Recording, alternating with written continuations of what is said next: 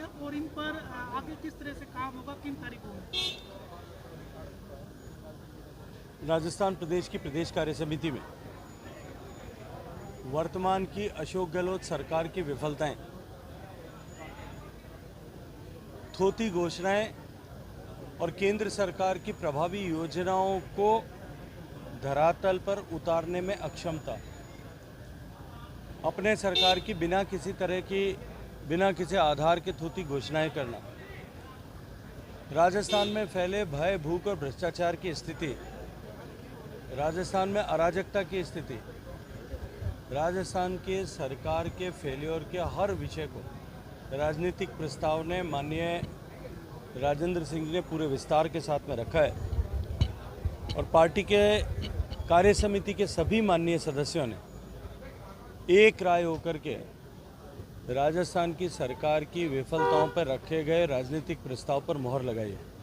और इसी के साथ साथ में सभी ने संकल्पबद्ध होकर के कि राजस्थान को इस आतताई राज से मुक्ति दिलाने के लिए, इस भ्रष्टाचारी शासन से मुक्ति दिलाने के लिए, इस तुष्टीकरण वाली सरकार से मुक्ति दिलाने के लिए, इस महिला, गरीब, युवा किसान विरोधी सरकार से मुक्ति दिलाने के लिए हम अनवरत संघर्ष करेंगे, सड़क पर संघर्ष करेंगे और बाद में हर बूथ पर संघर्ष करके हमेशा के लिए इस कांग्रेस पार्टी की सरकार को, कांग्रेस पार्टी को, दोनों को राजस्थान से विदा करेंगे। कर्नाटक चुनाव के बाद में क्या भारतीय जनता पार्टी कुछ रणनीति में बदलाव लाएगी? मुझे नहीं लगता कि ये कोई विषय राजस्थान में कहीं किसी तरह से प्रभावित करता है। नई रणनीति का विषय है। भारतीय जनता पार्टी संगठन की ताकत के आधार पर, संगठन की शक्ति के आधार पर, कार्यकर्ताओं के दमखम पर और बूथ से लेकर के राष्ट्रीय अध्यक्ष तक काम करने वाले कार्यकर्ताओं के निरंतर सक्रियता के आधार पर काम करती है। वही हमारी शक्ति का आधार और सेतु है, हम उसी पर काम करते हैं। तीसरे मोर्चे को लेकर आप क्या कहना चाहेंगे? राजस्थान में संभावना है तीसरे मोर्चे की? देखते जाइए आगे क्या होता है। ये मुझे लगता है कि राजस्थान की सरकार ने जिस तरह से निरंतर लूट खसोट मचा करके भ्रष्टाचार करते हुए जिस तरह से राजस्थान की जनता को लूटा है, अब लूट से घड़ा भर गया है और आजकल जो है उनके योजना भवन में, सचिवालय में अलमारियों में से इस तरह से कैश बरामद हो रहा है जिसको वो रख करके कहीं भूल गए। अब 2-3 करोड़ रुपए की राशि और कई ग्राम सोना तो उनकी गिनती में भी नहीं है कि जिसको वो याद करें। पता नहीं ऐसा कहाँ कितना पैसा उन्होंने छुपा करके रखा है। मैं तो एक बात जानता हूँ कि जिस तरह से डिजिटल ट्रांजैक्शन में गूगल पे को जी पे कहते हैं, राजस्थान में अब ये गहलोत पे इस सरकार का सिंबल बन गया है। देखिए, संगठन को मजबूत करने का विषय रहता है और भारतीय जनता पार्टी का संगठन मजबूत हो, बूथ का सशक्तिकरण हो, ये हमारा एक पैरामीटर होता है कार्य समिति में। बूथ जीता तो चुनाव जीता, ये भी एक पैरामीटर होता है। संगठन को मजबूत करने का विषय। रणनीति में कोई बदलाव लाने की बात हुई है? काहे की रणनीति? हमारी रणनीति है संगठन को मजबूत करना, वही रणनीति हमारी रहेगी। मजबूत संगठन के आधार पर ही चुनाव लड़ा जाता है और वो हम लड़ेंगे, जीतेंगे 100%। कर्नाटक परिणाम के बाद क्या हर राज्य की अलग अलग परिस्थितियां होती है। मेंबर मालपुरा भी गए थे, ये हुबहू वैसा ही है। हालांकि उसकी रिपोर्ट हमने अभी तक सार्वजनिक नहीं करी, लेकिन मैं आपको संक्षिप्त में बता सकता हूं कि इस तुष्टीकरण की सरकार में हर चीज एक वाक्या देखी जाती है। एक वाक्या नहीं, अगर इनको जोड़ा जाए तो कहानी कुछ और ही नजर आती है। जैसे मालपुरा के अंदर 600 से 700 मीटर एरिया, अर्बन एरिया की बात कर रहा हूं, रिहायशी एरिया की बात कर रहा हूं, 600 से 700 मीटर एरिया अब धीरे धीरे कब्जा लिया गया है। जो एक समय गुज्जर मोहल्ला होता था, आज सादात मोहल्ला है।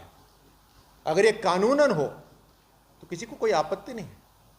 अगर स्वयं की मर्जी से कोई अपनी प्रॉपर्टी बेचना चाहता हो, किसी को कोई आपत्ति नहीं है।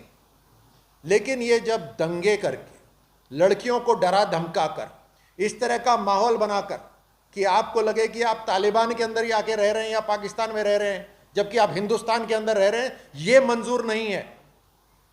और ये जो पोस्टर ये लगे हैं, इससे आप, जो मैं यहां की बात कर रहा हूं, आप जोड़ सकते हैं। इसीलिए मैं कह रहा हूं कि राजस्थान के अंदर अभी द केरल स्टोरी पिक्चर चल रही है। अगर ऐसा ही चलता रहा तो राजस्थान स्टोरी हम सुनेंगे 10 साल बाद। इसको दुरुस्त करना हमारे ही हाथों में है और भारतीय जनता पार्टी तो इसको दुरुस्त करके ही रहेगी। और कोई साहब एक पूछा था कि आप लोगों को अभी बताए सारे प्रकरण की राजस्थान रेगिस्तान और ये सब बन गया, ये तो लगातार आप लोग आरोप लगाते आ रहे हैं, जब भी कोई प्रेस कॉन्फ्रेंस होती है चाहे कोई भी नेता हो, लगातार आरोप।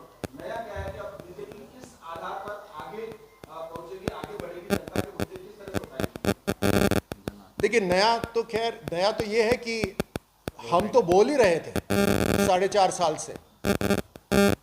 पहले ये खुसफुस करके इनके कांग्रेस पार्टी के अंदर वाले बोलते थे, आज सड़कों पर आकर वो बोल रहे हैं। खैर, ये उनकी अपनी अलग राजनीति है।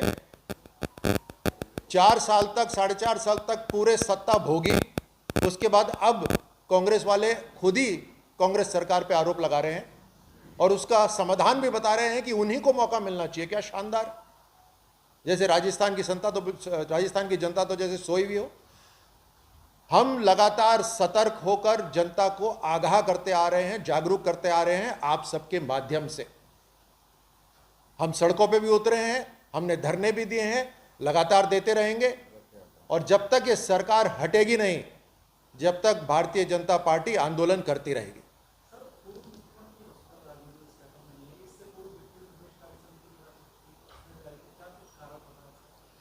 वसुंधरा जी का लगातार संपर्क पार्टी से है, कई बार मंच पे आप देखते भी हैं।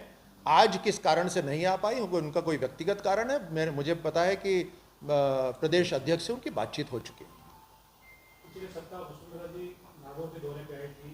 उस दौरे के दौरान यहाँ का संगठन, यहाँ की लोकल बॉडी, जो भी संगठन के पदाधिकारी है, जिलाध्यक्ष है, विधायक है, वो नदारद थे, जबकि पूर्व विधायक और यूनुस खान के गुट के उनके साथ में थे।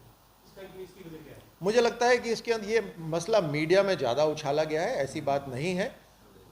वसुंधरा जी, और ये दोहराने की भी बात नहीं है, वसुंधरा जी हमारी बड़ी सीनियर पार्टी की लीडर हैं, हमारी 2 बार मुख्यमंत्री रह चुकी है, उनका पद तो हमेशा ही ऊपर रहेगा। धन्यवाद।